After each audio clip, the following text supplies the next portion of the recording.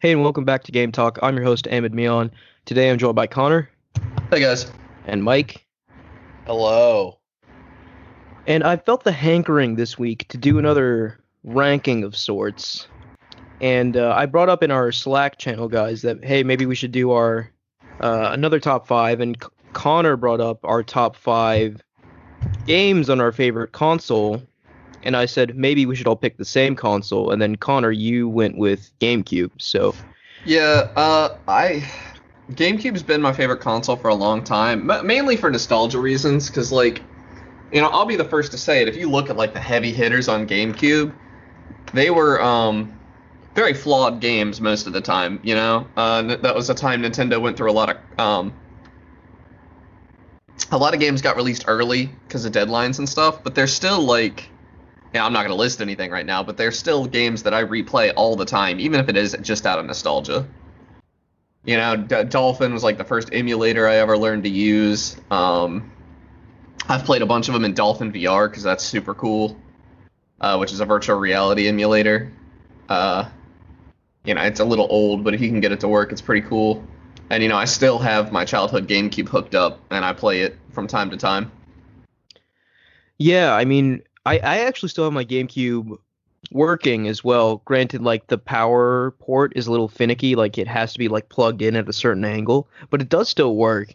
And the GameCube is really interesting to me because if I go back and think on it, like at that age, my tastes weren't, I guess we can say, as developed as they are today, right? So like I had, and we'll see this as we get into our lists. I have some definite gaps, games that would be on any sensible person's top five GameCube list, that I've just straight up never played. So I feel like my list might be a little unique in that regard. I have some games that probably anybody with decent tastes would never put anywhere near their top five list. Oh, it looks like we're gonna have a spicy top five then. Yeah. I'm gonna Okay. be super safe. Yeah, Mike. Before we started recording this, you mentioned that you haven't really played too many GameCube games. Yeah. Yeah. Okay. Well, I guess I can kick us off. Does Connor, do you have any honorable mentions? Yeah, I think I was just looking at my games. My honorable mention, probably Animal Crossing on the GameCube. That's surprising me. I thought you'd put that in your top five.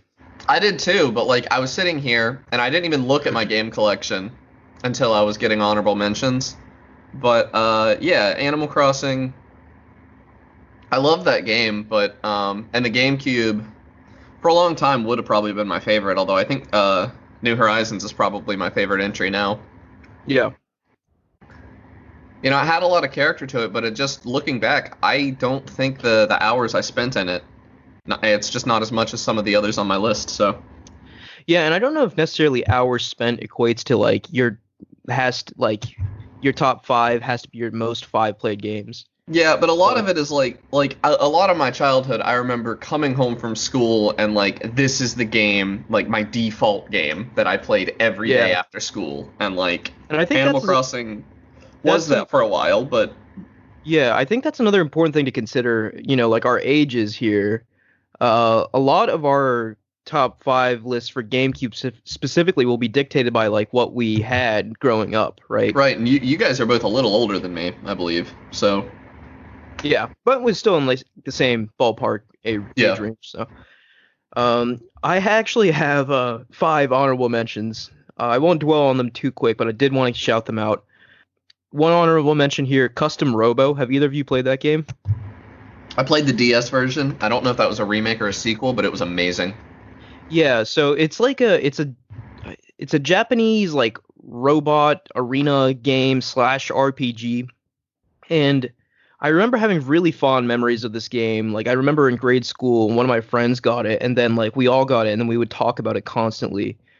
And I don't think I've played a game like it since. And granted, like I could be heavily tinted by nostalgic goggles, but I seem to remember really enjoying the plot in that game, full of twists and lots of cool customizations to your robots and stuff. So, Oh, if it was anything like the DS one, that was crazy. There was one point where you're working for the police or something. Yeah, no. I think yeah, Custom Robo This has is like a similar angle to it. very strange. Yeah. So yeah, definitely wanted to shout that out. Another one. So I played lots of like licensed games when I was growing up. In some ways, that was like my bread and butter, actually. And one of the franchises I really enjoyed was Dragon Ball Z, right? So I have on here Dragon Ball Z Sagas. Uh, and going back, it's a really bad game, honestly, but like I had a lot of fun with it, especially due to the fact that it was like a co-op campaign game, right? So you didn't fight each other, but you and like a friend could hop in and like progress through the levels and progress through the story. And I remember having a really fun time with it. And there's definitely moments in that game that are like so bad they're meme worthy. So I often reflect back on those moments now. So that's another honorable mention. Another one is Mario Party 5. Mario Party 5, I think to this day is still my most played Mario Party. And I remember really liking just the aesthetic of it because it incorporated like the star spirits from Paper Mario as like the hosts of the various game modes. So yeah, shout out to Mario Party 5. Lots of hours spent playing that with family and friends. Honorable mention number 4, Shadow the Hedgehog. Again, right now I can recognize that Shadow the Hedgehog is a terrible, terrible game. But back then, I don't know if I've shared this on the podcast, like, this was my most anticipated game, like, I could remember when I was younger. Like, I was anticipating it so much, and when it finally came out, my family had to, like, go on a trip somewhere, like vacation or something. And I remember, like, legit dreaming about this game every night. And I was just, like, obsessed with it. So, that's the kind of degenerate I am. It's a bad game. I don't think it's as bad as people say it is. I still think Shadow the Hedgehog is a whole lot better than Sonic Heroes, but Yeah, so, yeah, Sonic, or Shadow the Hedgehog, yeah, it was a seminal part of my 6th grade year. And then lastly, I have on here Star Fox Assault. So, oh, wait, is that the one with the dinosaurs? no. Okay, because I hate that game. Yep. So Star Fox Assault, it was like a more traditional like third person shooter type game. Like it had a campaign, but what was really fun in that game was the multiplayer. I really enjoyed it because like it had like land combat and aerial combat like like in one mode, right? Or maybe I'm misremembering that. That might be false. But what I do seem to remember is the land combat was really cool because you could, run around, gather various weapons and fight each other on foot, but you could also step into the Landmaster, which is like the tank. And there was aerial combat in the R-Wing. So like I remember distinctly playing that with my sister and cousin like all the time. So that's why that game's on there. I thought of another honorable mention I want to throw in real quick, and that's Metroid Prime 1 and 2. Wow. I feel like those should be up there on Oh yeah, if I a had better taste, respectable those list. would Yeah, be if absolutely. I think we've already I've never established finished that. either of them. Is the thing. Oh wow, yeah. Actually, so like spoiler, I've never actually even played those games, so I'm very much looking forward to the rumored like Switch re-release of Yeah, these games. kind of following into the theme of GameCube games having critical flaws. The end of Metroid Prime has this buck wild like Wind Waker style um like hunt for stuff you have to like have to open some door at the end of the game.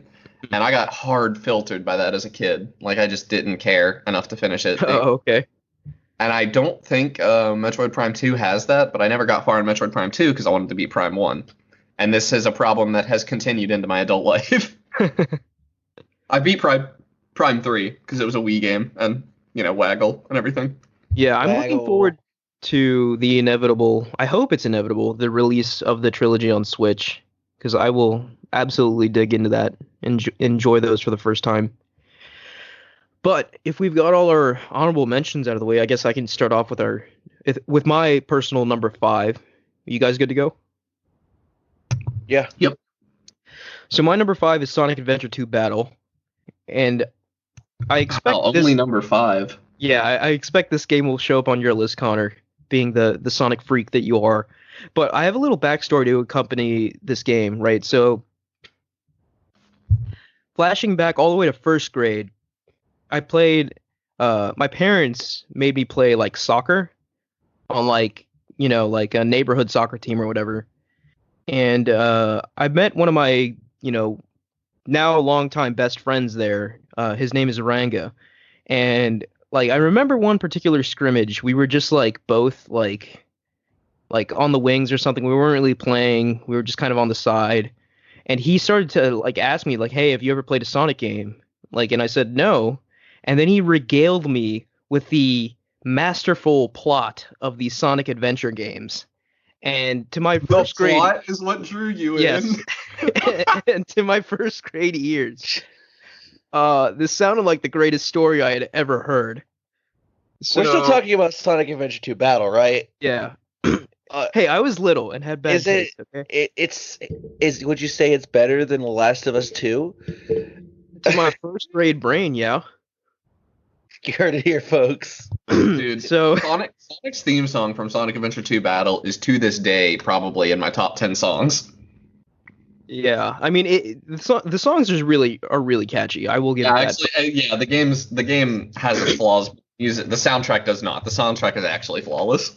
But yeah, after receiving that oral history of the Sonic plot across these two games, Adventure 1 and Adventure 2, like I had my head full of like so keep in mind at this point like the only character I really know, is Sonic, right? Because everyone's heard of Sonic. Like every other character, everything else was just imagined in my head. So I didn't know what Shadow was. I didn't know what a Biolizard was, right? Like everything else. I didn't know what Sonic was the first time I played Sonic Adventure 2 Battle. It was the Oh very wow. first Sonic exposure I ever had.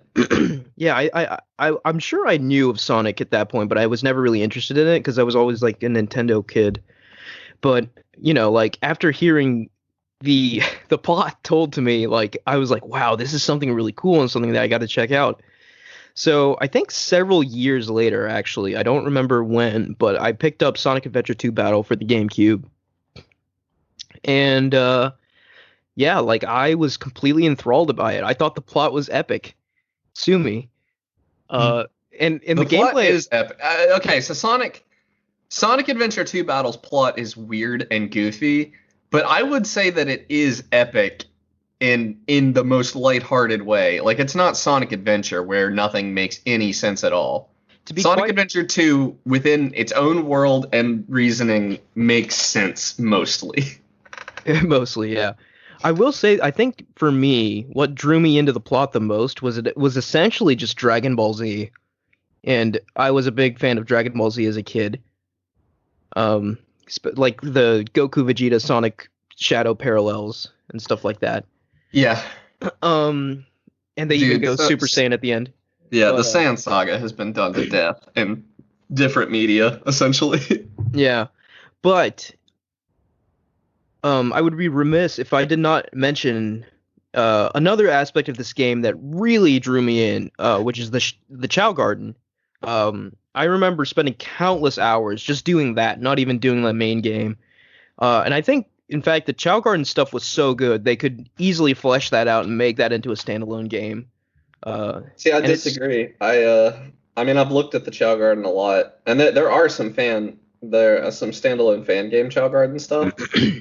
But yeah, I'll probably go into it a little more when we get to yeah, and you when this probably comes up have on my more list. experience, more modern experience with Chow stuff than I do. Like I'm speaking strictly from my perspective as like, a youngster playing this game. Like I remember being totally enthralled with like the Chow breeding and trying to get the rare Chows and like leveling their Oh stats yeah. up and stuff. No, I have probably more hours in the Chow Garden than I'd be proud to admit.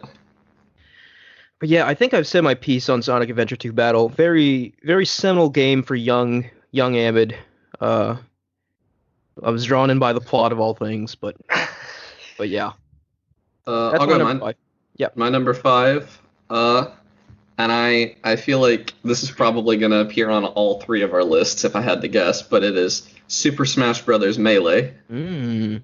Interesting. I don't think you can list your favorite GameCube games without this being on the list somewhere, I feel like. Because it is, like, such a staple, you know? Yeah. It was my first Smash Bros. I didn't play the N64 one before this. Oh wow. Okay. That I remember. Yeah, because I was pretty young, you know? Yeah. But, it was just the go-to game anytime friends were over, basically until Brawl came out. You know, Right. And I think I never I had a don't know. Mario Kart game, so Oh wow, yeah. And I think I don't know if you're gonna get into this, but the history of the development of this game is pretty interesting too. it was a 1-year development cycle, right? Something like Yeah, that. and it was like very much rushed. Much like every GameCube game Yeah. that I know of. Yeah, I think every game on my list has some crazy development like issue. Every game except one. But yeah, Super Smash Bros. Melee. I mean, people still play it today. People still claim it's better than Ultimate. I don't know if I agree with that necessarily, but definitely not for my personal taste. I would not enjoy playing Melee if it was put in front of me today, I don't think, compared to Ultimate. But fantastic game. Obviously, the GameCube controller and Smash Bros. Are a match made in heaven. Yeah. All the big characters are there. I did not know Samus was a girl when I played this game. Yeah, a lot Samus of was people girl? didn't. Yeah. Yeah. Metroid is a girl. Yeah. Metroid is girl. I learned that when I later got Metroid Prime and stuff. And Metroid Fusion. I don't even know what to say about Super Smash Bros. Melee. It's just amazing. It's Smash Bros. And it was the best one up until Ultimate, I would say, in my opinion. And I think another really cool thing, and something that probably irks you, but it totally introduced the West to Fire Emblem. Like no one knew who Roy See, and I Marth was were. 100% certain that Ness and all the Fire Emblem characters were original as a kid. I thought they Yeah. were all original to Melee, and I was just fine with that. Especially since Ness's name was NES, I thought he was just like, oh, he's Nintendo, I guess. Nintendo boy. Yeah. Yeah. I always hated my friends when they'd play the Fire Emblem characters back then too, but it was mostly because of the counter. Oh, Oh. yeah. Yeah, I was a little kid who got filtered by counters hard. Yeah, I remember going to my friend's house for the first time. I am playing this game. I played this game for the first time at a friend's house, and it totally blew me away. I had played the original, but this one just felt so much snappier and faster, and just right off the bat clicked with me a lot more. Yeah. And I might have more to say about that later. Mike? My first one's Billy Hatcher and the Giant Egg. Oh God, you see that one was almost in my honorable mentions because it is pretty It good. is the good. It's like an iconic GameCube feel game, isn't it? Like, It's also super hard. yeah. Like, I don't think I ever beat it. Me neither. honestly. I'm on the final area, I'm pretty sure, but I've never beaten it. And the What? multiplayer was iconic too. To this day, I still have the theme song stuck in my head. Yeah, dude, didn't Alpha Red play it recently? Like within the past It's couple like months? a year ago, I think. Yeah, well, he did it, and I was like, it was one of those things like that game does exist. That's how I actually discovered Alpha Red. So someone needs to Really? tell me what this Yeah, game I is saw because that. I have no idea. Well, Oh my God, you're you've never a heard of chicken Billy Hatcher boy. and the Giant? Okay, Mike, you gotta. You're a chicken boy. You have the magical powers of chicken. And You're a boy in a chicken costume. Yeah, you're in a chicken costume, and your entire goal is to rescue your friends and roll eggs. So you have to roll eggs around to unlock your friends and kill the crows, I think. Yep, they were crows. Yeah, they were crows. And all the enemies were like these dark crow things. Sounds like a fever dream. It really is a fever dream. Like, Oh, nice. It's made by Honestly, Sonic Team, I'm pretty yeah, it was sure. made by Sonic Team. Yeah, and so like some of the eggs had straight up Sonic characters hatch out of Yeah. them. What? And all the eggs gave you like different companions that had different powers or like Yeah, all and kinds of weird stuff. the goal of most of the levels was like, I mean, it was a collectathon essentially. Yeah. But a lot of the time you had to like Where if your hatch a specific exploded, egg. You were in a bad time. Yeah. It had a Interesting. bunch of playable characters too, but I think they were all the same. They were Okay, just They were just reskinned. reskins, yeah. But there was Yeah. like a cute little girl, there was a giant kid, there was a little kid. Phantom Yeah. Very No, very much- interesting. followed like the Sonic formula where there were four characters that each had their different storyline or whatever. I think it's been a I hot don't know if minute. they really had different storylines because you only got to play as the other character for like one mission per level. Ah, yes. But they were all Billy's friends, and you had to like rescue them before you were allowed to play as them. I don't know. It was a good game. The worlds were fun. The powers were stupid, but like fun to mess around with. Yeah. That was another game, like, I don't know why, but my best friend Jordan and his sister both got obsessed with Billy Hatcher, and they didn't have it. They only ever wanted to play the multiplayer. They would come over to my house every weekend, and we would play Billy Hatcher and the Giant Egg and split screen. What me Like, and my sibling would do. We'd See, only play that's Billy Hatcher. so. Just speaking more broadly, I think that's the standout memory I have from the GameCube game. Just inviting your friends over and playing on the same couch. yeah, Like that's the a lot of standout good for couch the GameCube co-op. for me. Yeah, it's a shame that sort of went away after. Yeah. A lot of missed opportunities and remade GameCube games, in my opinion, on that front. Do you have any examples? I will when we get to that. Ooh, interesting. All right, so I guess I can go ahead with my number 4. My number 4 is Paper Mario: The Thousand Year Door. Oh So- yeah, of course that's got to be on there. Yeah, so I don't think this is a Oh, I surprise to forgot. anyone. forgot about I'm that surprised game. it's as low as number 4, honestly. Yeah, my number 3 is going to make you so mad. But my number 4, yeah, Paper Mario: The Thousand Year Door. Not really a surprise to anyone who's listened to this podcast for a while. Everyone knows I'm a huge fan of Paper Mario, and this game just improved upon the original in ways I didn't even know were possible. It had a lovable cast of characters. It was a sweeping adventure across like a huge array of environments, and the story was really like cryptic and epic too. And it went into some interesting directions because you could now control like Peach for certain segments and Bowser for other segments. And I think it was the perfect example of what a sequel should do when compared to the original. And I don't know if I have any more details to say on that right now. I would like to replay it, and I would love for them to throw it on Switch because I don't think I'm going to bust out my GameCube to play it again. But I do think it's a game that is worth revisiting, and I do think it is the best Paper Mario game ever made. Yeah, I'd agree. Yeah, probably. Because I would say, even though I love Super Paper Mario, I would say it is the opposite. It is the opposite of what a sequel should do. You know, It was Super a Paper lot- Mario would have probably been well loved if it was its own property. Yeah. Yeah, it's still a good game. Like I love Yeah. Super Paper Mario. But it's It not a just Paper wasn't Mario game. Paper Mario. Yeah.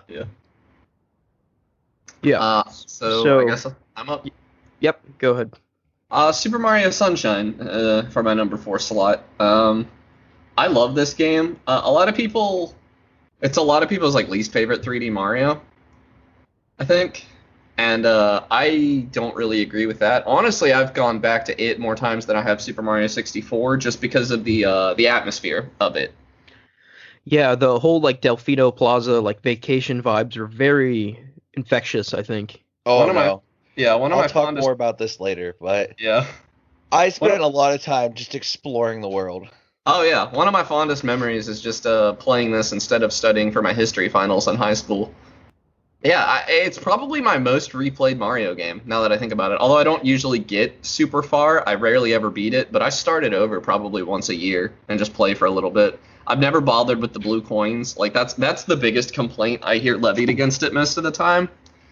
And my only counter to that is just don't do it, because I never have, because they're not fun. Yeah. And you know, if you lose the blue coins, suddenly it's like half as big a game as Super Mario 64 was, which is whack. But you know, that's the thing. You know, they ran out of time. It felt like, you know, they just didn't have as much, and so they slammed these blue coins in to try to compensate. But what's there is excellent. I love. There's not really a mission I dread other than Corona Mountain, which I don't love, but that's mainly because of that lava lake section. I But did a there's lot of no- parts about that.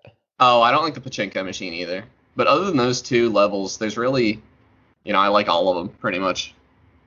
Yeah, I think Mario Sunshine is the only 3D Mario I've played that I haven't completed. Like And- 100%ed. Yeah. Well, no, like I never finished the game actually. Oh wow. Yeah. So, but I really remember enjoying my time with it. I think at that point though, I just had my interest drawn in other directions. Yeah, it's a quick game to finish even casually, because you only need 7 shines from every level, or the 7th shine, but you can't really skip around. The most distinct memory I have with Mario Sunshine is that I would just explore the hub world a lot, like Delfino Plaza. I would just like jump Yeah. around there and Yeah, like amazing soundtrack, and it's huge. Like, if you count the underground sections and like, a lot of it's empty water, but it's just, yeah. And the controls in that game are sublime. Like, they feel amazing, other than maybe the camera controls while you hover. yeah, I mean the controls for every 3D Mario are sublime, and this game is no exception. Like I Yeah. think some people try to paint this game as the exception, but I don't think that is the case at all. Yeah, I really don't think that's fair.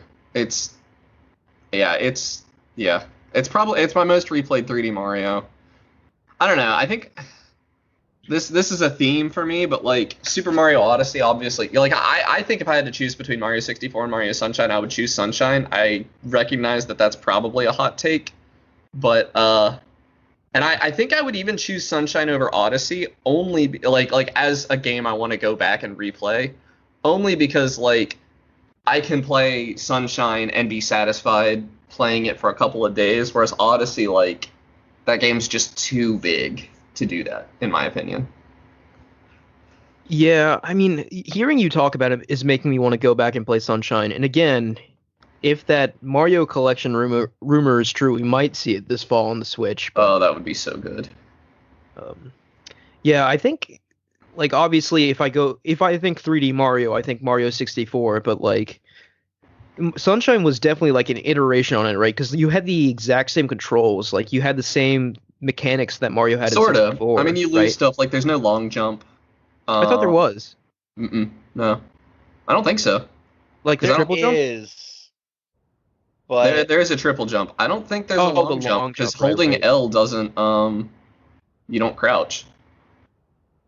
Well, I was gonna say the core mechanics are there, but then obviously they added onto them with Flood. yeah. And I do think that it's cool that like Flood has been sort of immortalized in Smash Bros. Like in every Smash Bros game after Melee, Flood's been a part of Mario's like moveset. They did take out his down B, but I'll forgive it because Flood is hilarious. Getting a kill with Flood is the second funniest way to get a kill with Mario. Well, I What will was his say other that down B? I don't the remember. tornado. Yeah, the Oh, tornado. The tornado. So I the love tornado. the tornado. The tornado is back in Ultimate. It's Mario's aerial down A. Yeah, You I don't did think it was know. ever gone. air. I think it was His always dare. his down A. Yeah, his dare. Yeah. But I don't know. It's not the same. But Dr. Mario has it, and that's fine. Luigi has it too. Yeah, Luigi it's has not the it. same with Luigi as it is with Mario and Dr. Mario though. But yeah, that's it for Super Mario Sunshine really. The standouts are the soundtrack, the atmosphere. I think it's crazy that it's like the little stuff, like you can see other levels from within levels because they're not like separate worlds anymore. They're different parts of this island and like the map makes sense geographically. Yeah. And that's huge. Mario's not really done that ever since then. I mean, they haven't had to, contextually, but with the exception of maybe some of the RPG games, like I think Mario and Luigi might have had pretty consistent maps with some background visuals and stuff, but for a 3D Mario game, this is like the only time you can see the rest of the world from where you are. Yeah, that's definitely a unique aspect that I didn't consider before because Mario is sort of like known for its disparate levels. Yeah, and it's super interesting that like they can take the beach level, but that's the entire game, you know? Mm-hmm. But it still feels super And then they varied did and have a interesting. beach level. Yeah, they do have Gelato Beach, yeah. Anyway, Mike, what's your number 4? My number 4, Legends of Zelda Twilight Princess. I always think of that as a Wii game, you know? That didn't even Same. cross my mind I for this played it list. on the Wii, but I'm gonna count it for Oh, it's a GameCube game for sure. a GameCube. I mean, it's a GameCube game as much as Breath of the Wild is a Wii U game. Because it was. It might be controversial to say I didn't like Wind Waker as much as people praised it. Maybe it's just the way it played, or the fact that I don't know. I just never played the Wind Waker that much. Mm-hmm. I went straight from Ocarina of Time to Twilight Princess because there was a period where my parents banned me from playing Legend of Zelda games for some weird reason. That's a weird series to ban. Yeah. Out of all the I series. think it's because I hummed a tune in kindergarten from a completely different game. They're like, it's that Zelda game. So they Weird. banned me from it. I think, I mean, I was sort of never able to play unrelated note, but I feel like all of us has had some measure of our parents thinking video games are bad for us growing Oh, up. yeah. It's just like the natural. Actually, we should thing. probably do an episode on why video games are good for kids. Yeah, for sure. Because I have a lot to say about that. Yeah, that's next week.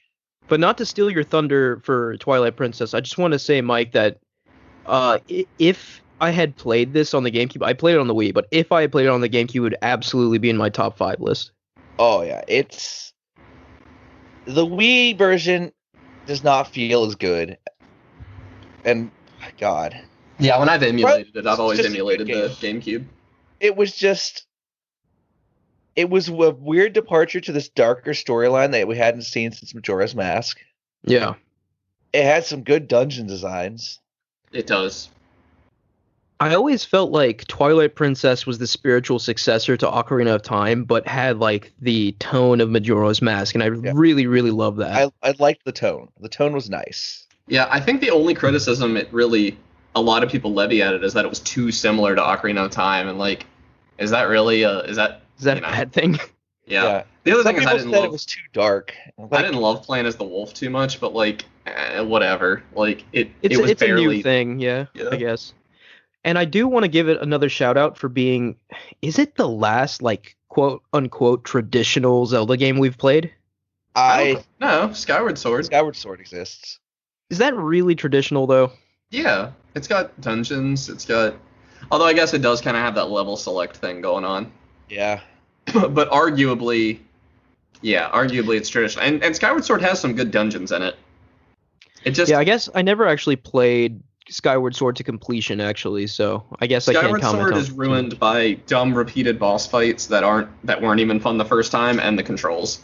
Other than that, Skyward Sword has some really good gimmicks in it, like the Time Stone stuff. It has some great dungeons. It has some great mini dungeons. Yeah. Like, looking back on Skyward Sword, if I blot out the part where I couldn't get the sword controls to work like at all, it's a pretty fun game. Problem is that's a pretty big part though. Yeah, I mean, and Nintendo straight up admits that the controls don't work, basically by having you start with 6 hearts instead of 3. Yeah. But yeah, going back to Twilight Princess, and I don't want to steal all your thunder here, Mike, but I do want to comment that the standout for Twilight Princess for me will always be the final boss. I just remember that being so epic. Like that 4-stage onslaught with Ganon, like first he's possessing Zelda, and then you're on horseback, and then you like sword fight, and I'm pretty sure I'm missing a phase there, but yeah, you missed after the Zelda one, he's Beast Ganon. That's what I was hoping for the Breath of the Wild Ganon fight, but yeah, it was nothing like that. Just lackluster. Yeah. Now the boss fights were the worst part of that. The field bosses were more climactic than the actual bosses. Yeah. But yeah, Twilight Princess is an excellent game. I remember, that game came out like at prime time where I was just old enough to like follow games development. I remember reading about it in Nintendo Power. Yeah, I remember. I got it day one with my Wii. Game Informer and the likes. But like my favorite part about Twilight Princess is it had so many like cinematic moments. You had the final boss. You had, what was his name? Lord Bokoblin. Oh yeah, yeah. They duels with him and like that almost like a side story with him. Yeah. That moment when you're going through Ganon's castle at the end and your friends show up to help you has not been matched in a Zelda game. Yeah, I think in terms of sheer like story, I still think this might be the best Zelda game I've played. You get like a warrior's like agreement with a Bokoblin. That's nuts. Yeah. It's very good. And I do like the switcheroo they pulled, like Zant was the antagonist, right? Yeah. And then, it turns out no, it still is Ganon, and you have that epic showdown with Ganon. Like, my God, that will always stick out to me as one of the best boss battles I've ever been through. Midna is probably the best partner character in Zelda history. Yeah, I would probably agree with that. and the reveal at the end where, well, not necessarily at the end, but the reveal that she is the Twilight Princess, right? Yeah.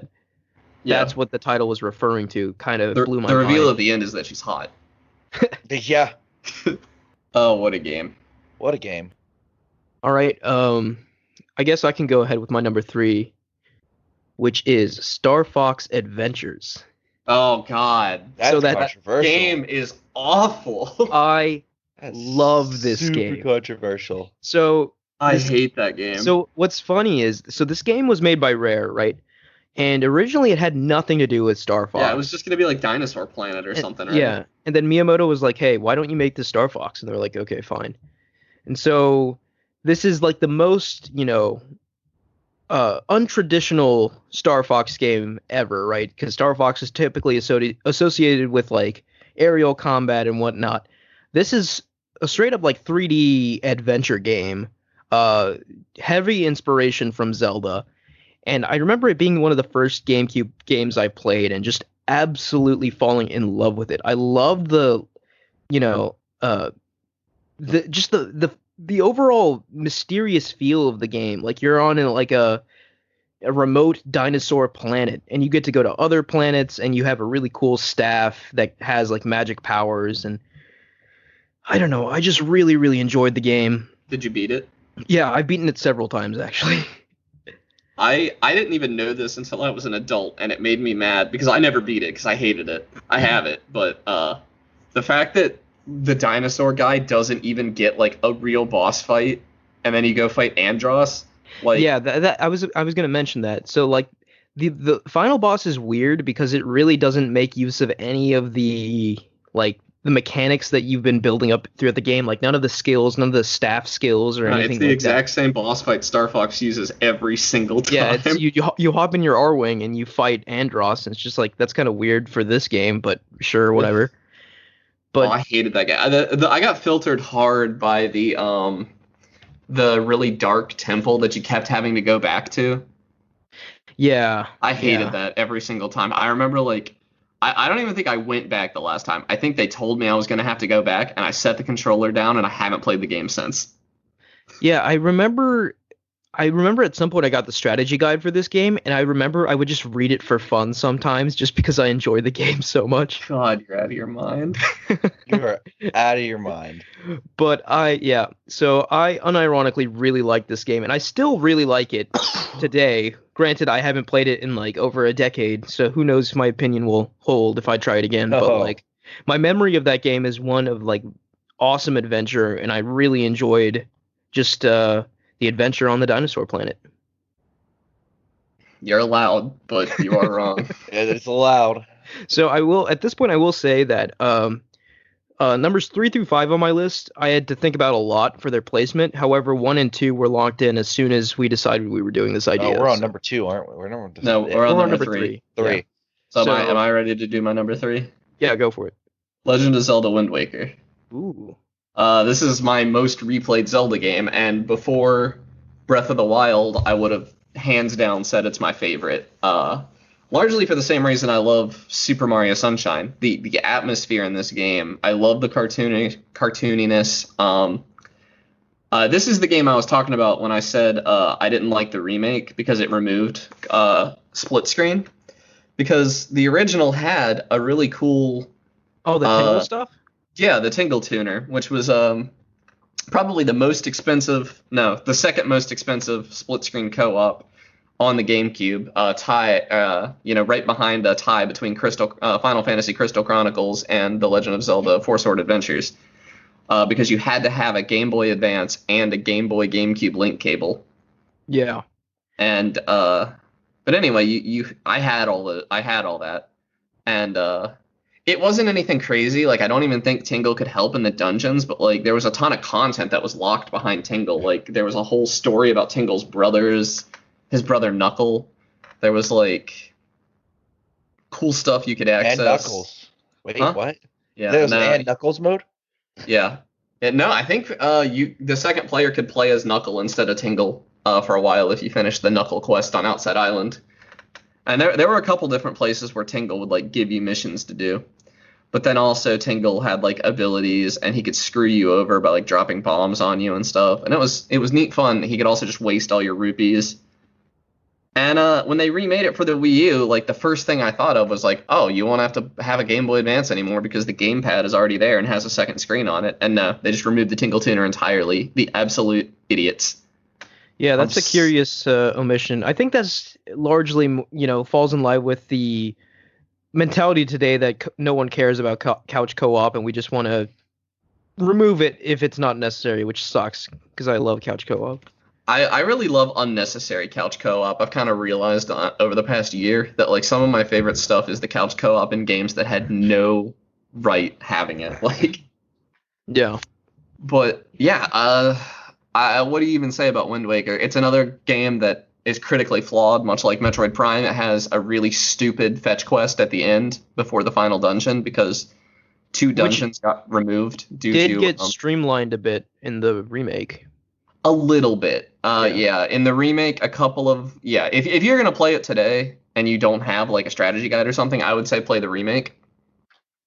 But yeah, you didn't. A couple of the you had to find in the original, you had to find all these chests that had Triforce charts in them. In the remake, some of those chests just have Triforce shards in them, and you pay less money to get Tingle to read the Triforce charts so that you can actually use them.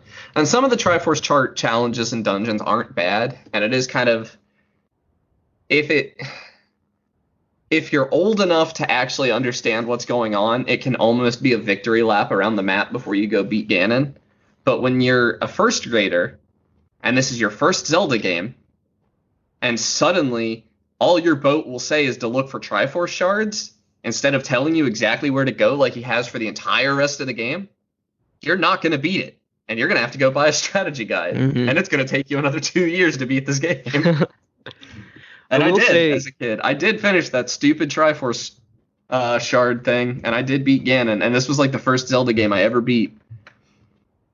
I will say, though, that last fight with Ganon might be my most replayed boss fight ever. I loved that fight. The way Zelda helps and essentially the water's filling in around you, and he has like two swords, and you fight him off, and Zelda's fighting him with you, and it's just so good. It's a cinematic masterpiece. Yeah.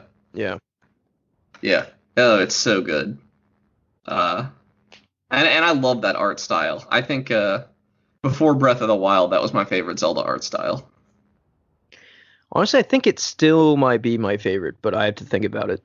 See, it's probably I have a hard time saying Breath of the Wild is even my favorite Zelda game because it feels so different from every other. Yeah. And by like standard Zelda terms, Wind Waker is far and wide my favorite Zelda game.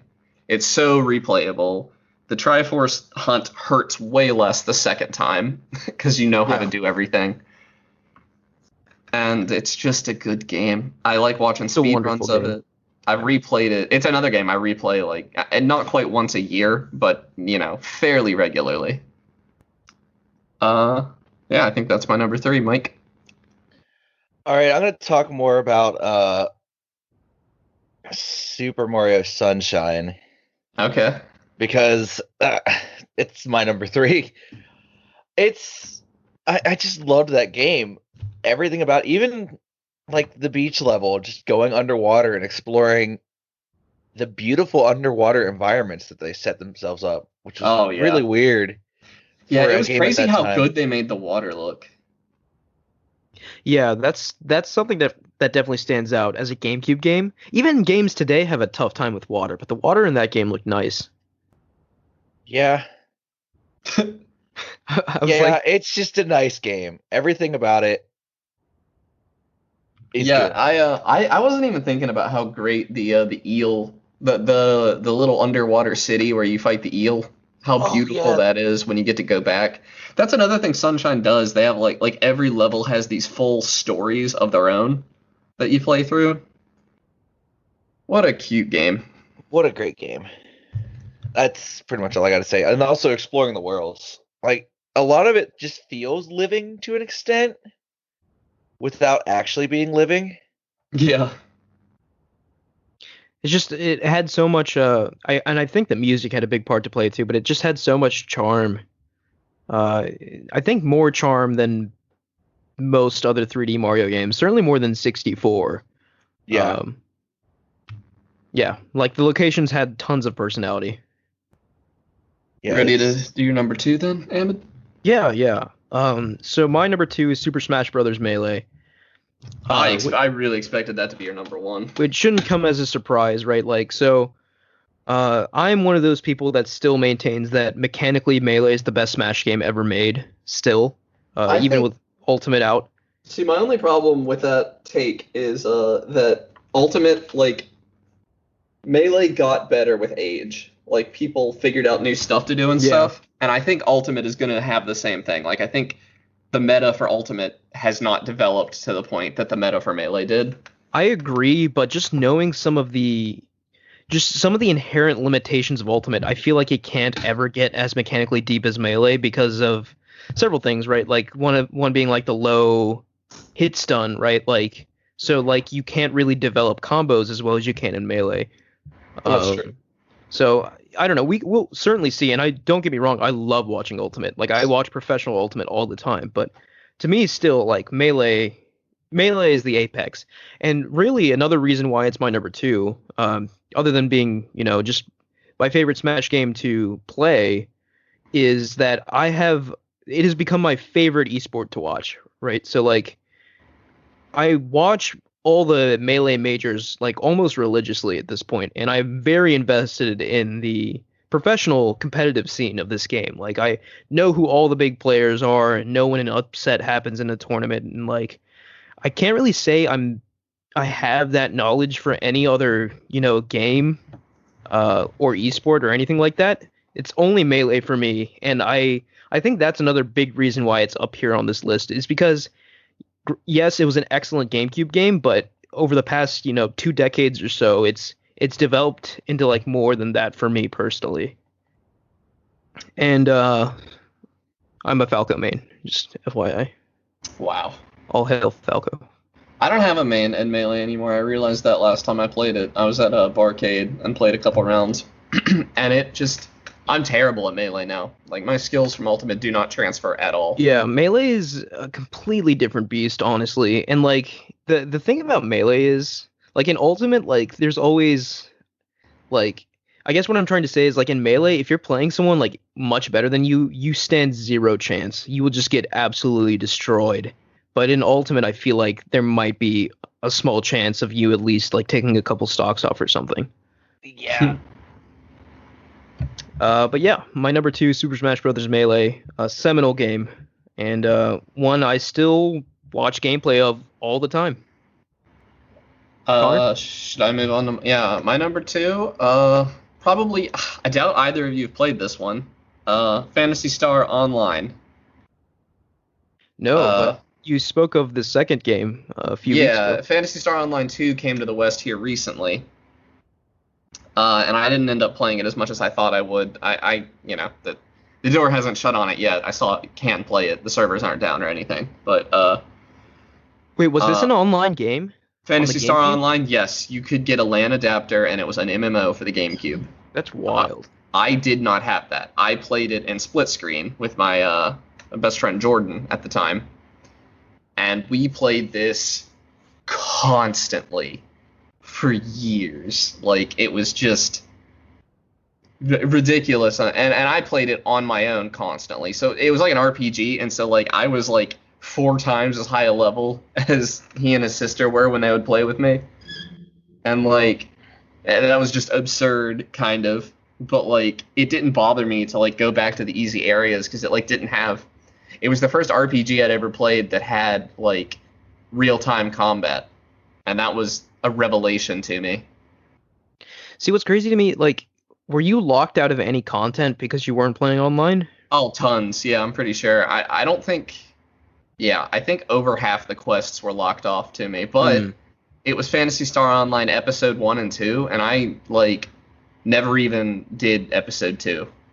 Like, because there was enough content in Episode 1. I was satisfied. I don't think I ever beat the final boss on my own without having my friend Jason, who had, like, a way higher level character, come over and help me with it. Yeah, it's crazy to me that like you've only experienced a portion of this game, but when you experienced was so good, it's at your number two spot. Like I can only imagine if you had Well, had the okay, full so experience, I maybe it would be number experienced one. episode 2 and didn't like it very much. Ah, okay. But it on the disc it had episode 1 and 2. I just never really played episode 2. But Real yeah, quick, yeah. sorry, like completely off subject here, but like shout out to the GameCube like UMD disc style, whatever it is, the small disc. It's not a Yeah. UMD, that's wrong. But the mini like DVD thing that it used, I thought it was really Yeah. neat. But It yeah, was. Uh the cool thing about Phantasy Star is that it's another Sonic Team game. oh really? Yeah. And you could actually there was a Chow that you could get in Phantasy Star. You had to do a mission like perfectly, and you only had one chance per character to get it, I'm pretty sure, so I never got it. But it was like you would do a mission, and then like the little Game Boy Advance transporter thing from the Chow Garden, Yeah, that would appear in the hub world, and you would go to it, and you had to have a Game Boy GameCube link cable, and have your Game Boy Advance plugged up, and a little Tails Chow, would appear on your Game Boy Advance, and then you could turn off your GameCube, put in Sonic Adventure 2 Battle, and you could transfer this Tails Chow into Sonic Adventure 2 Battle. crazy. And it was a little Chow that actually had like a special 3D model and everything to look like Tails. Just Wild. ridiculous. Yeah. A couple of different Sonic Team games did that. I'm pretty sure there was also special Chow you could get in Sonic Adventure DX that didn't look that cool until you transferred it over to Sonic Adventure 2, and it got like special features there. Just wild. Sonic Adventure DX was such a strange game. Yeah, it was. It didn't make the list. It didn't make the list at all. No. Yeah. Now, Phantasy Star, it's not even something I can really recommend you go back to, although there is, because the servers are down and everything, although there are fan servers, you can still hook your GameCube up to a LAN adapter and play this game online if you want to. There are fan servers that are still up. And there's Neat, also there's a cool. PC version of the same game called Phantasy Star Online Blue Burst, which is I've played fairly recently, and it holds up. It's like the same game, just a PC port. And there are free-to-play fan servers up still. Sweet. This was originally a Dreamcast game as well, which is why, like, the Dreamcast was much more MMO-friendly, I think, than the GameCube was. But they made it work, somehow. Mike? We're on number 2. My number 2, it's a tough one. I'm going to go with... God, my brain just blanked. I had it, and then I lost it. Oh, yeah. Paper Mario: The Thousand-Year Door. I Nice. completely forgot about it. It was one of those games that I played a lot. And also one of those games where I'd get lost in the world or just spend entire times doing something that I wasn't supposed to be doing, like gambling or trying to beat the mini games. Yeah, there was so much in that game. Like Yeah, it's there's astonishing, so much to especially do. like for like at the time, right? Like nowadays games are stuffed to the brim with like all sorts of nonsense, but like everything in that game felt lovingly crafted, and there was just so much of it too. Like Such a joy to play. the whole Glitz pick arc all the way to the end is just good. Yeah, it's Like very you get good. an arena and then all of a sudden you're on a train and there's a murder mystery now. Almost. It's absolutely nuts. Don't they, How like, call you much- Gonzalez for the entire Glitz pit, too? Yeah, you're Gonzalez for the entire Glitz pit. And then you go to Poshley Heights and then you're just kind of on a train. What a good game. And, It's such a good game. Shout out to the boss fights in that game too. Boss fights were awesome. And that's one area where I feel like, from what I've seen at least, the new Paper Mario seems to be lacking, because I was very disheartened when I discovered the bosses would be, things like a box of colored pencils. Yeah, because that can't possibly have the character that... Like, I'm sorry, I don't Like- care if it's like the best mechanical boss fight of all time. I'm not gonna take a boss fight against a box of colored pencils seriously. Yeah. So, it seems like they still have a little to learn to to bring back the magic of the old Paper Marios. But, Yeah. All right, we ready for our number ones? I think so. All right, my number one GameCube game, my favorite GameCube game, is The Legend of Zelda: The Wind Waker. Wow. Yeah. So this is still my favorite Zelda game, and that's including Breath of the Wild, I think. I adore this game so much. And I think, like, obviously I can talk about, like, the boss fights or the dungeons, which are all excellent. But, like, what stands out to me when I think of this game is just sailing the sea in the King of Red Lions, right? Yeah, something Just- that should be like the most boring thing in the world, but like that music, Yeah, it just felt incredible, and it felt like I was on a proper adventure. And just I love, like sailing into each quadrant on the sea map and finding the island and figuring out what the secret to that island was, and doing that over and over again because there were so many islands in that game. And I loved the Wind Waker itself as, like, the gimmick or whatever that, each Zelda game has, like, the item, right? Like the Ocarina of Time, and in this game, the Wind Waker. I think the Wind Waker is the coolest item they've designed. Like, I really love just the sort of idea of, like, conducting the winds. yeah. I just think that's so cool. And yeah, I don't know what else to say. Like, the that we've already covered, like the music, to me, my God, the music in that game is just so perfect. Like, I still listen to the music from Wind Waker regularly, especially like the theme from the Great Sea. The theme from the Great Sea. Yeah. Absolutely one of my favorites. And again, the art style is timeless. At the time, like when it was revealed, it was so controversial. Like, people were like, "Oh my God, after, Ocarina and Majora, you're going to this? Like, this is such, this is kiddie, blah blah blah."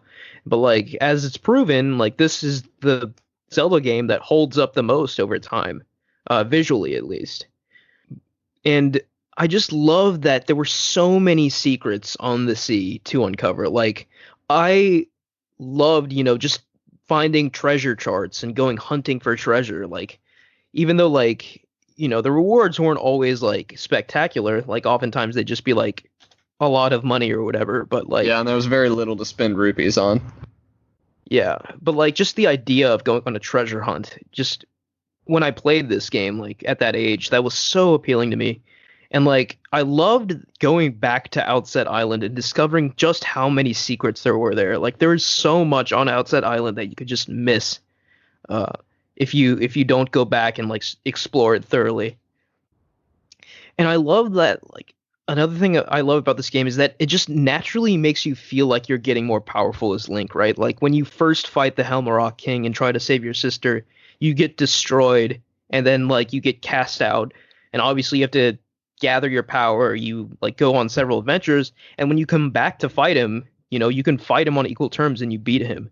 And it's not like, like, and it's because, like, you had gone through those gameplay experiences, like, Link had also become stronger. And, like, I don't know, I thought that was a really cool, like, juxtaposition of you as the player and Link going on the adventure. Also, where you have to sneak through Ganon's the Forsaken Fortress the first time, you have to sneak through it and you're powerless, and then you go back the second time. Right. Yeah. Wreck shop. Yeah, that felt so satisfying. And again, like I mentioned before, the final confrontation with Ganon was just perfect. And somehow I never saw the Tetra Zelda thing coming. Like, that blew my mind when I was a kid. Oh yeah, I mean, we were kids. I didn't see it coming either. Yeah. So, I don't know, like, everything in that game is it's just quintessential Zelda to me. And to this day, I will still call it my favorite Zelda game of all time. So, that's my favorite GameCube game. My favorite GameCube game, and I feel like you may have guessed this by now, but it is God. Sonic Adventure 2 Battle. I have played this game probably more than any other game in my entire library. It's the first thing I think of when I think of GameCube. Me and my friends replay it regularly. I'm still slowly chipping away at getting 100% on it. I've never done that before.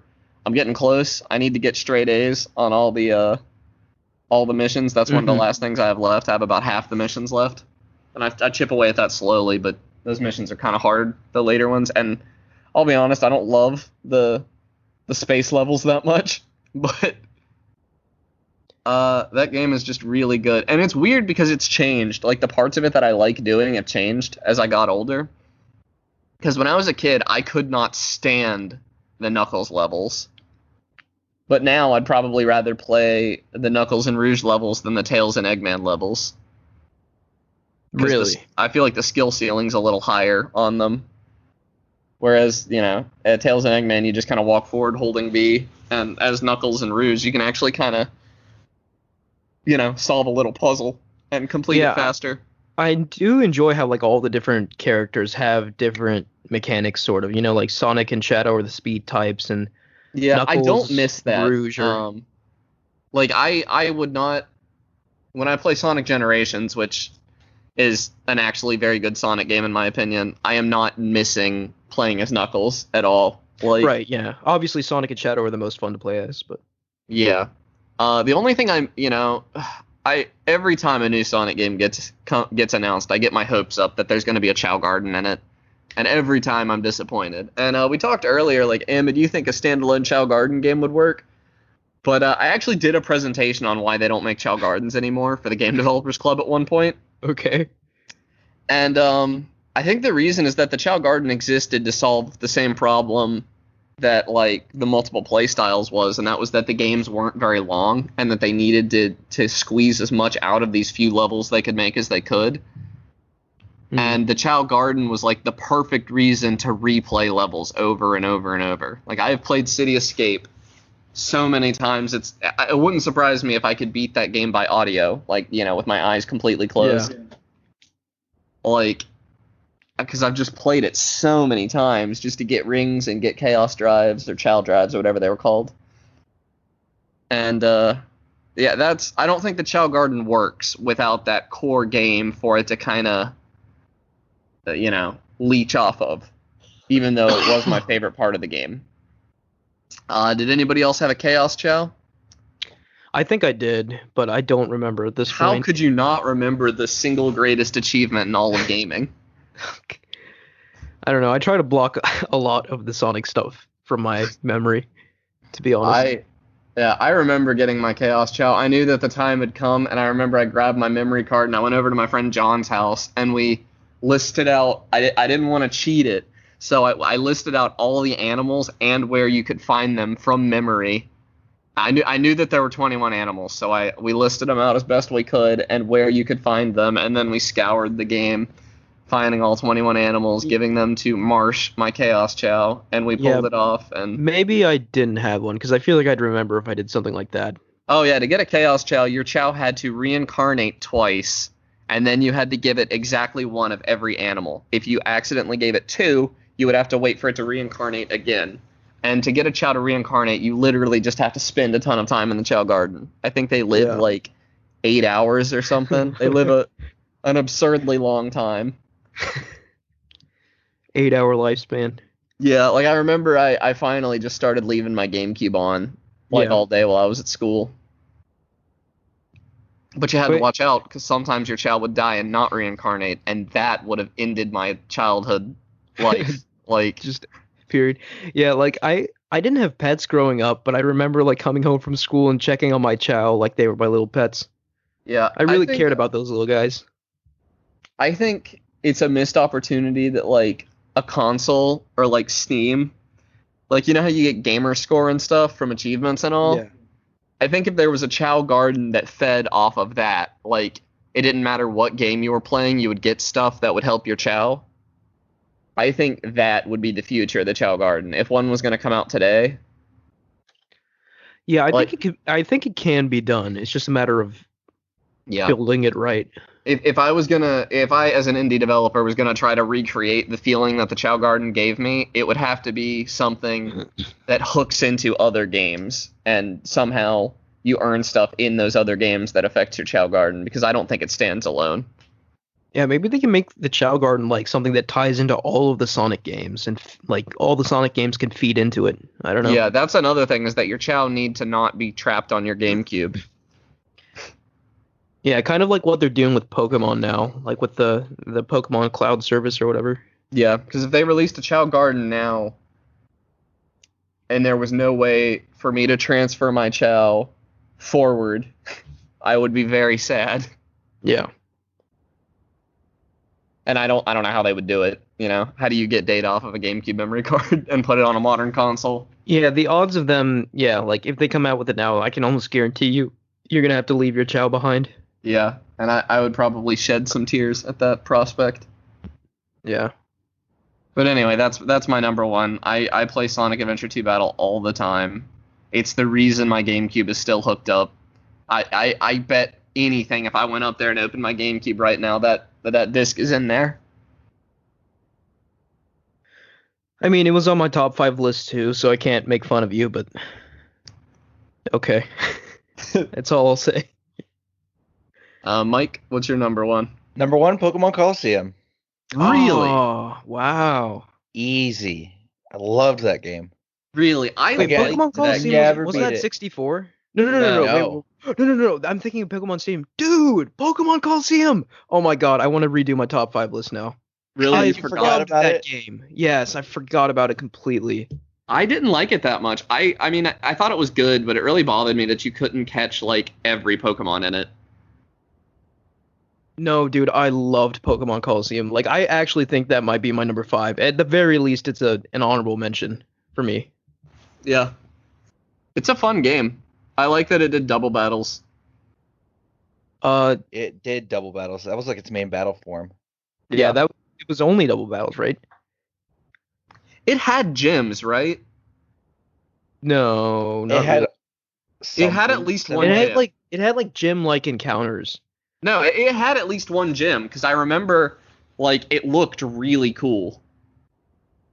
Yeah, it had arenas or coliseums as they were called. Really. Yeah. I swear it just had one straight up gym like in the first city you go to.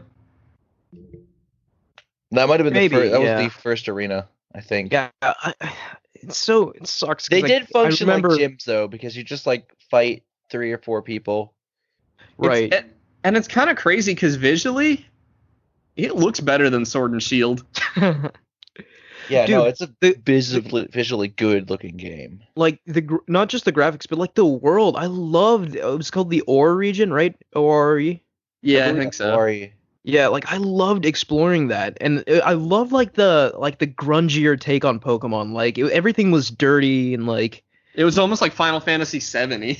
yeah, and like you know the whole thing in this game was you caught other people's Pokemon because they were like shadow Pokemon. You had to purify them, and oh my god, I've beaten that game so many times, honestly. But like it's been so long now that I'm having trouble remembering the details. But I have such fond memories of that game. And it was like heavily based on Gen 2, right? Like Yeah, Gen 2, Gen 3. you could pretty much catch like all the Gen 2 legendaries in that game. Like the boss fights would just like have the legendary dogs and it was like, what? But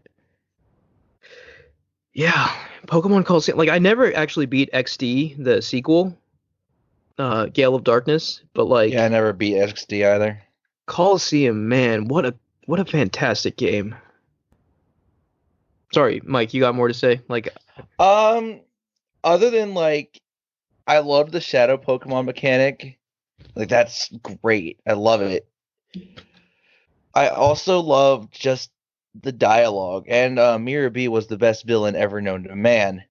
Oh yeah. I remember Mirror B and the Ludicolo, Mirror B whatever. had at me questioning my sexuality. It was a weird villain, and I loved it. Such a wacky, sassy villain. I just remember the music in that one little like the only like really green town in the game. Oh yeah, the place where you could make your Pokemon like Yeah, where you purified them. Not- Yeah. not- Yeah, or like the shrine or whatever. Yeah. Shrine Town. What a The one of beautiful the game. retirement community. Yeah. Dude, I remember for the longest time there were like rumors that if you did certain things, you could get like Celebi to show up in that shrine, but I don't ever remember if I like confirmed No, I think that's those. legit. Yeah. Is it? That's crazy. I remember hearing that too. I know that that game was like pre-ordering that game was like the only legit way to get a Jirachi in Ruby and Sapphire. Yeah, I remember that. And I didn't Yeah. understand. My friend had a Jirachi. He got the disc that had a Jirachi on it, and I didn't. And I didn't understand why, because the concept of pre-ordering was totally foreign to me. Hmm. I also don't understand like why I couldn't get a Jirachi off his disc. I don't think I ever thought to put a different memory card in, Yeah, I don't know. I because feel I like think that was how it did it. I think it saved on your memory card that you'd already gotten your Jirachi. yeah, but I feel like I don't know. Pokemon Company would have found a way to make that a one-time event. Yeah, if anybody could. Yeah. But I remember like the main character, his starter Pokemon are Espeon and Umbreon, and I thought that was such a cool way to start the game. Yeah. Yeah. Yeah, like yeah, the whole thing was double battles, and like the story was epic. And There was also that like 100 like floor trial thing that you could Yeah. put your party from Ruby or Sapphire yeah, or I remember Emerald, I that. think, and you could put it on the GameCube. Or Leaf Green or Fire Red. Oh, really? I didn't know it supported those. What a good game. It's such a good game. God, yeah, that game was incredible. Like now I didn't buy XD I was the can't- first Pokemon game I ever didn't buy though. I didn't yeah. buy Battle Revolution because it was just Oh, I did because it was literally just putting your team on the big screen. I bought that. yeah. I'm still kicking myself for forgetting about Pokemon Colosseum. Like that was definitely one of my most played GameCube games. Love that game. All right, I think overall we have some really interesting top 5 choices. A lot of And, overlap, but I think I expected that. The GameCube doesn't Yeah, I have totally that many expected games. that. I was shocked that neither of you had Double Dash. Actually, like Double Dash is the only Mario Kart game I don't own. Like I've played Really? it a lot, like at friends' houses and stuff, but I never owned Double Dash. I only own Mario Kart Wii 7 and 8 Deluxe. I Yeah. didn't have Mario Kart much as a kid. Yeah, I didn't play Double Dash. Yeah, I mean Mario Kart to me like it was a critical part of like multiplayer gaming for me as a kid with like friends and family, but for some reason on GameCube never got Double Dash. Maybe it's because like I got super into Smash or something. Yeah, maybe. But yeah, solid top 5 lists all around. So now that we've talked about our GameCube games, what have you been playing, Connor? So No Man's Sky got added to Xbox Game Pass for PC, which really? needs to be renamed. But I've been wanting to try No Man's Sky VR for a long time because while I've said numerous times that like they can add as much base building as they want to that game, I think that its lack of a good loop kind of kills it for me. But as a Zen game, I've heard it's amazing. And as a game, I'm already paying for essentially. And I always thought that the VR would be super cool in it because I heard that they Yeah. actually put a lot of effort into it. And I think that they did, because it's not like it has actual motion controls and stuff. Like you actually have to point your hands to fire your mining gun and everything. And the ship controls really impressed me. Like the moment I got in the ship, you actually like grab on to the controls and like, you're not using the joystick on your controller or anything. You're actually like pushing the throttle forward and turning the joystick, turning your hand controller like it's a joystick and I gotta flying play your this ship game around. on VR. Huh? So I gotta play this in VR. It supports PlayStation VR, I'm fairly Yeah, certain. it does. And it's neat, but the problem is, and this is the same problem I have with essentially every VR conversion, is that this game is like 30 or 40% menu, which isn't that big of a deal in 2D because like you go through the menus really fast with your controller and everything, and it's like 2 seconds and you're done. But in VR, menus are like this laborious process, and like, yeah, you spend a lot of time in menus in a game like Beat Saber, but the menu and the gameplay have zero overlap. Whereas in No Man's Sky, the menu is part of the gameplay. Like you spend a good bit of your time crafting, especially early game. I think it probably slows down later, and I'll probably get the muscle memory.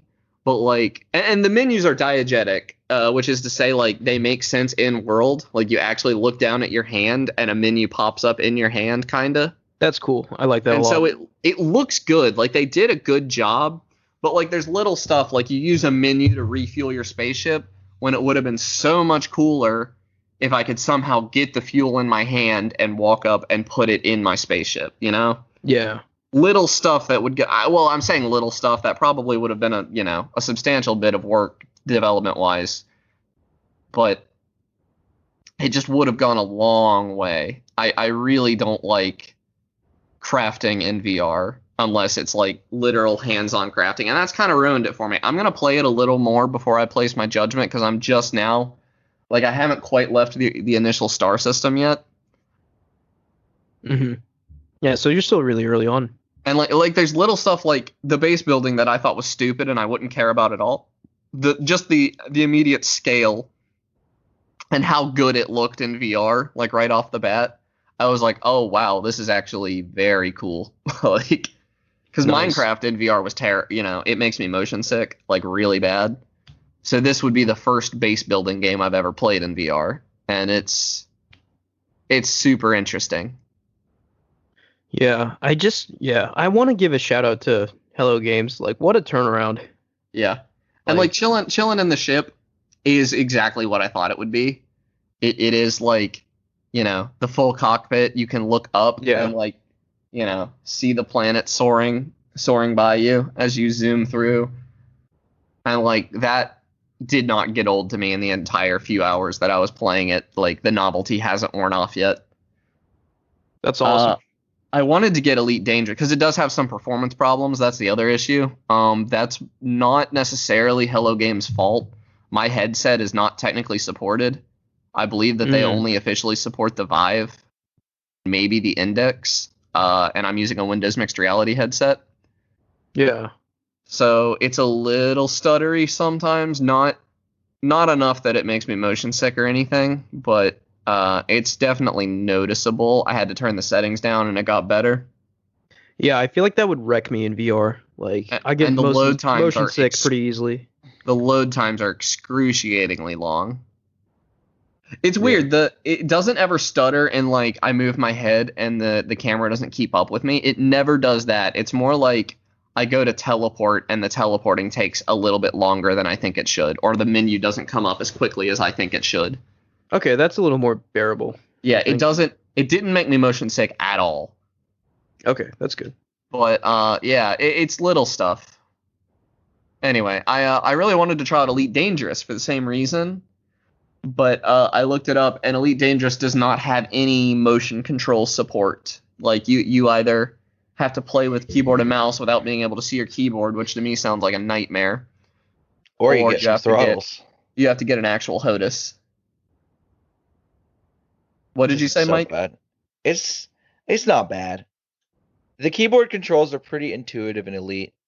What do you play with? Keyboard and mouse. Okay, I was gonna say like, it just felt like something I would only get into if I had a HOTAS, which is short for hands on the actual system. Which would be the ideal, but like I don't know, I feel like it would really take me out of the immersion VR wise if I was using a mouse and keyboard like that I couldn't see, kinda. I don't know. Yeah. I might give it a shot anyway, but I'm sticking to No Man's Sky for a little bit for now. Good. I mean, I really enjoyed No Man's Sky when it came out with its flaws and all, but it's good to hear that even after you were sort of skeptical about some of its mechanics, you're finding some value in it. Yeah, I'm definitely finding things that I like. Yeah. All right, Mike. I've actually picked up Watch Dogs 2, Ooh, interesting. which honestly super fun. Like Yeah. I never thought I'd have so much enjoyment out of running people over with a forklift that I've hacked into. I've heard Watch Dogs 2 kind of like got in on the joke, kind of. Yeah, I mean, like one was very like serious and like it was and not great, honestly. Like the protagonist kind of sucked and like This game is the opposite of right, serious. yeah. From what I love it. played of 2, like it feels like it fixed all those problems. Yeah. Yeah, I've heard it Watch Dogs 2 sounded much better than the first one. I kind of regret I got a free copy of it with my video card, and I think I at one point on the show bragged about how I never even bothered to. Yeah. But I kind of wish I had, because when I said that, I was thinking of Watch Dogs 1, and when I did that, I was thinking of Watch Dogs 1 and how terrible it looked. But the second one actually seemed kind of good. Yeah, it is a good game. And I'm having a lot of fun playing it. To Yeah, the it's point where I Yeah. just always want to play it. It's one of those games where you just have to keep playing it. Yeah. 'Cause It's basically everything like feels Hacker good. GTA, right? Yeah. Yeah. And you can do there's a lot of ways to take missions too. You can either be super stealthy or you could just run in and just guns blazing blow things up. And honestly, I've never had that kind of freedom in a GTA like ever. No, there's really no freedom in the missions in GTA, so that's interesting. Yeah, Watch Dogs definitely like through the hacking component, like give you options when you're tackling missions. Yeah. Like the missions will be get to this point, but you have a drone that can also hack this same point that you don't have to be there. So do you go in there, use the drone to take out the guards as you go, or do you just walk right in there behind the guards? Or do you just go in guns blazing and Yeah. Terminator style, you know? It gives you so much freedom of choice to just do what you want to do rather than what the game thinks you must do. Because it doesn't even penalize you for being lethal or non-lethal, which I Yeah. love. I hate when games penalize you for picking a play style. Yeah, like how Dishonored kind of penalizes you for playing it the fun way. Deus Ex also does that. Yeah. Like you're actively penalized if you don't use all their cool weapons, and I don't like that. I like when games are like, oh, hey, here's some cool weapons. You can use them if you want, because I'm not going to use them. I'm instead going to use the forklift or Yeah. the scissor lift or whatever I can get my hands on that's lethal, but also will never get me caught because the guards won't know why the forklift is eating them. It's so much fun. I never thought I'd have so much fun running people over with a remote controlled forklift. Like even the protagonist is fun.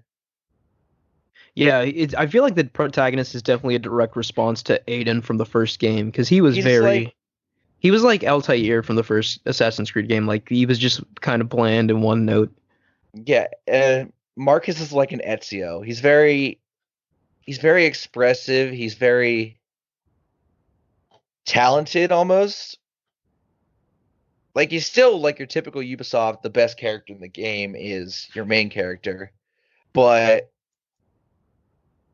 he's a lot of fun to play, and his dialogue is also equally fun because there's personality to him. Yeah. Like he'll go and he'll just chat these people up like he's known them forever, and it's kind of insane. I've never experienced that kind of like, oh, what's the word for it? Like brazen. Brazen, yeah, that brazen personality. Like he's just so carefree. He knows Yeah. what he's sticking to his guns, and that's what he's gonna do. Yeah, I feel like I played a good chunk of Watch Dogs too. Like definitely like over around 10 hours I would say. So I didn't finish it or anything, but like I do remember really enjoying the time I had with it. Just got distracted by other things. Yeah. No, it's legitimately a stellar game. Yeah, and I'm I think excited for Legion. yeah, I'm Kinda excited. too. I was just about to say like with the trajectory they're on. I think Ubisoft does a really good job of like incorporating criticism into their sequels. They I think do. they're really good at that. Ubisoft is a pretty good company these days. They definitely went a while where they were pretty low tier for me, but lately They've been actively improving, I think. Yeah, they listen to criticisms unless it's Far Cry, and then they don't. Because I haven't played a Far Cry since 4 because every Far Cry after 3 was just Far Cry 3 in a different region. Yeah, I've never played any of them, so I almost picked up Far Cry 5 because If you haven't played any of them, just pick up Yeah, 5. I don't Or know. 4. Far Cry games to me are like a lot like really dumb fun. Like I just enjoy them, but I don't expect to get like anything meaty out of them. Far Cry 3 was probably the best, largely because it was the first that did that whole you have an entire island, do what you want. And then they just kind of kept doing it, and they didn't add anything necessarily, or anything meaty enough to make it a proper sequel. Which Ubisoft did have a problem with this for a while, especially with their yearly games. Yeah. You know, Assassin's Creed. Yeah, but to their credit, like they started to get criticism for that, and they stopped doing that. So I credit where credit's due. They stopped releasing yearly Assassin's Creeds. Now they're releasing when they're done, instead of rushing out the same game every year. Yeah, as it should be. Coat of paint. Now, if only other games companies would realize yearly games are not something we want. See, Activision will never realize that because Call of Duty is still the best-selling franchise in the world. So I don't know why. I just don't like seeing yearly games. It promotes crunch. It promotes a lack of innovation. Well, I will say for Call of Duty, they have 3 different studios making Call of Duty games, so they're like on a 3-year cycle, right? Yeah, so that's a lot better than like you have one Ubisoft studio making every Assassin's Creed. And I think Ubisoft now has like a stupid number of studios. They have like over 10, I think. I think I can jump in and give my spiel here. I actually don't have too much to report this week. I've been playing some more Civ 6 just as a sort of, I guess, cool down from The Last of Us Part 2. And I've also started a new game plus on Last of Us Part 2. Which is actually kind of surprising to me because after I beat the game, I was like thinking to myself, there's no way I'm going to play this for like a long time just because it's so heavy. And like, I don't know if I could do it again, but like after processing it for several days, I was like, yeah, I want to play it again. So yeah, I've already given my spiel on The Last of Us Part 2 last week. So nothing too exciting for me this week. So yeah, and you had that whole spoiler cast. Yeah, I don't know if so a couple of my friends had beaten the game and they don't really podcast or anything, but I was like, I'm desperate to talk about this game, so you're gonna come on and we're gonna talk about it. But come onto my podcast. But if you two ever play and beat the game, I'm absolutely willing to talk about the story with you guys because I do think it's a very weighty story with a lot to unpack. But yeah, okay, I think that will do it for us this week. Thank you guys for listening. You can follow us at @PodcastGameTalk on Twitter. Please like, rate, and review us on any podcast service you may use. And please click the link in the description of the podcast to join our Discord and chat with us there. Thank you, Connor and Mike. Yep. And we'll see you next time. Bye.